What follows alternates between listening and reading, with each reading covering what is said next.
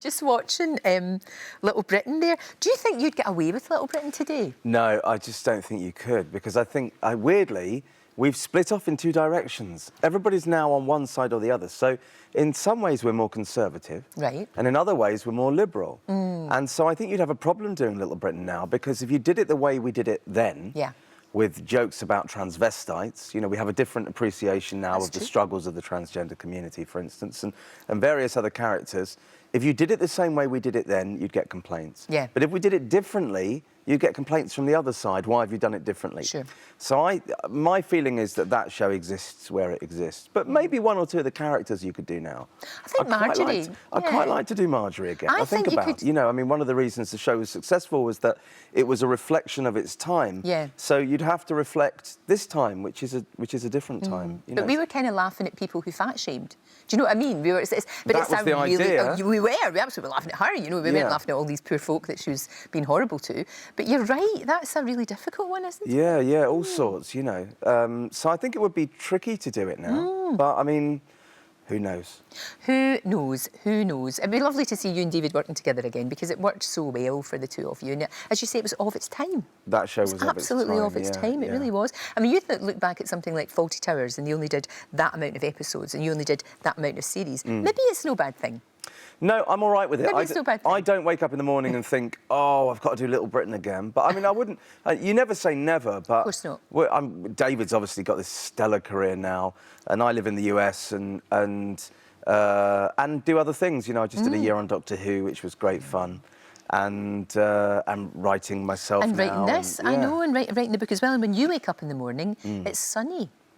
Usually sunny in LA, yeah. So why LA? What was it about that? Was it just where the work was? Or do you know, I wanted a fresh challenge, you know, and also, I mean, it's not something I talk about a great deal publicly, but I had my partner died, and I just thought, oh, I want a fresh start. I want to go where the sun is and the warmth, and I have a little bit of privacy. But I'm still a British citizen. I pay my taxes here. I have a home here.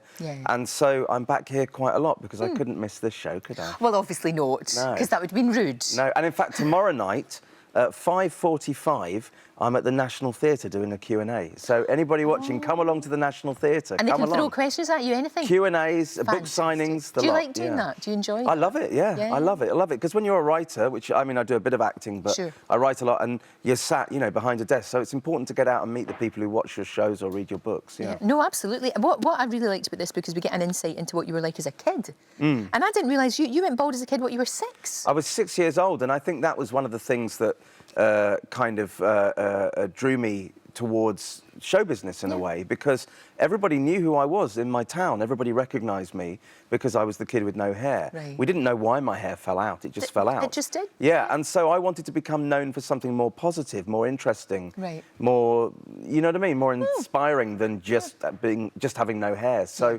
when I used to do stand-up, I used to wear a wig, and then I used to take the wig off in my act and put it back on and wear it, blow my nose into it as a handkerchief and all sorts. And just make it funny?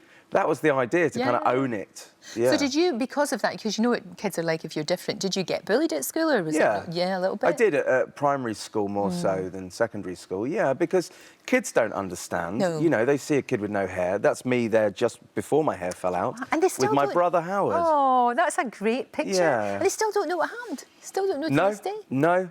I was 6 years old, and it just there wasn't just a trauma, or there wasn't anything. Well, I was knocked down by a car when I was 4, and so there was a theory that maybe the shock had made my hair fall out. Maybe. It's all in the book. It is. No, it is. It absolutely is. And it's very, very interesting, because you get an insight into that wee kid.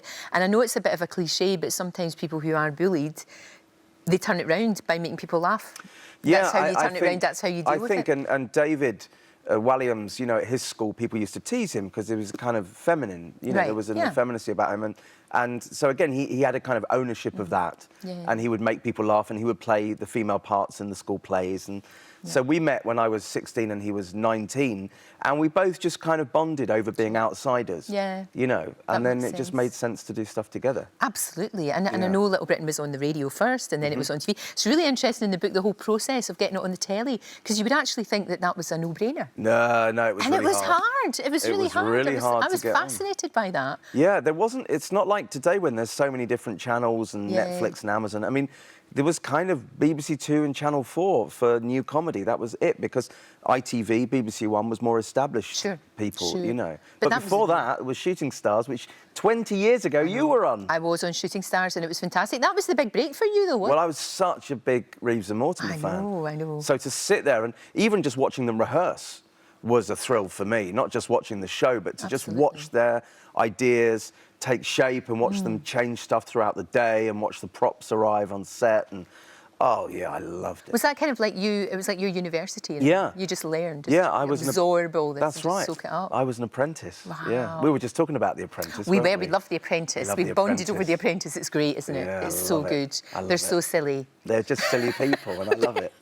And they don't realise they're being silly. That's why it's so funny. I love it. It's my That's why guilty it's so pleasure. funny. So when you back, when are you back to America? Are you going to stay here for a little while? I'm here for Christmas and New Year's, Christmas, and New then Year. I'm going back to do some writing on a new TV idea, which I'm very excited about. Great. Maybe I'll come back and tell you about it when it's all happening. Tell me about it, absolutely. And would we ever see you on Broadway one time? Oh, I'd love to. Is that something that's kind of, you know, one of those things that I still want to do? Yeah, it's my remaining ambition to do something on Broadway. Also, to write a musical is an ambition of mine. So I've just started to work on something. Fantastic. Yeah. Oh, that'll be fascinating. Fascinating. Thank you.